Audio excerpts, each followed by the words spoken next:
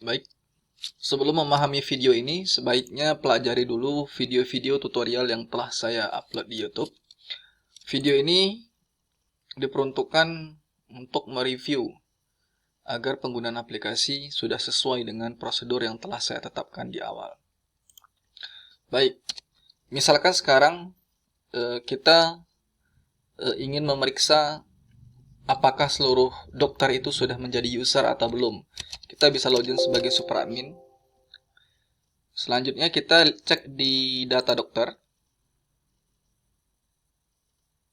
Di data dokter kita ada dua, Dokter Putri dan Dokter Imam. Pertanyaannya, apakah dua dokter ini sudah terregister menjadi data user atau belum? Nah, ini penting diperhatikan sebelum sistem ini dibuat, dan ini sudah ada penjelasannya sebenarnya di tutorial video saya sebelumnya. Cara mengeceknya kita bisa lihat dari data user.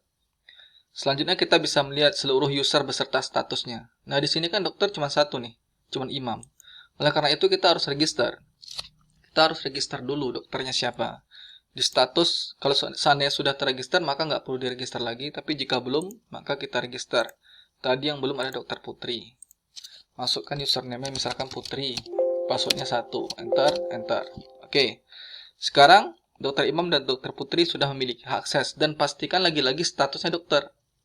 Jangan statusnya yang lain. Karena kalau statusnya yang lain, otomatis sistem tidak akan bisa menampilkan data untuk dokter tersebut. Ketika diinput di bagian pendaftaran, data pendaftaran, maka data tersebut nggak akan masuk ke dokter kalau seandainya statusnya di sini bukan dokter. Ini diperhatikan betul-betul sebelum sistem digunakan. Selanjutnya, kita akan coba login sebagai pendaftaran.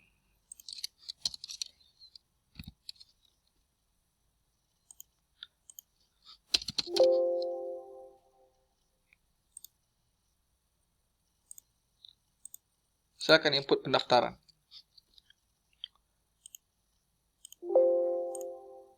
Pendaftaran lama ini saya hapus dulu. Oke, sekarang saya akan inputkan si Anissa. Tekan enter, masukkan berat badan 45. Kemudian ke dokter siapanya kita tetapkan. Kita masukkan ke misalkan Dokter Putri. Bahwasanya Anissa ini dokternya Dokter Putri. Oke, kemudian disimpan. Nah, ketika data pendaftaran sudah ditujukan ke Dokter Putri, ketika login jangan menggunakan dokter yang lain. Kalau menggunakan dokter yang lain tidak akan muncul datanya. Kita coba login sebagai Imam. Dokter Imam. Nah, kita masuk di rekam medis. Kita call pun di sini nggak akan muncul. Kenapa? Karena di data pendaftaran tadi ditujukan bukan ke Dokter Imam. Coba kita login sebagai Dokter Putri, maka pasti data tadi akan muncul. Putri. Medis. Oke, datanya muncul ya.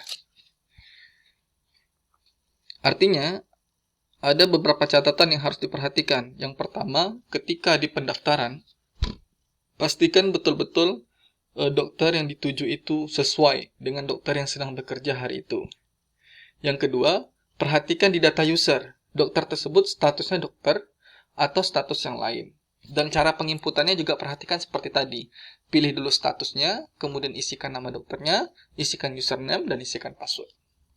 Oke, saya kira demikian untuk mengantisipasi apabila data-data tersebut tidak muncul pada rekam medis. Nah, ini kan prosedur seperti ini apabila dokter itu terlibat dalam penginputan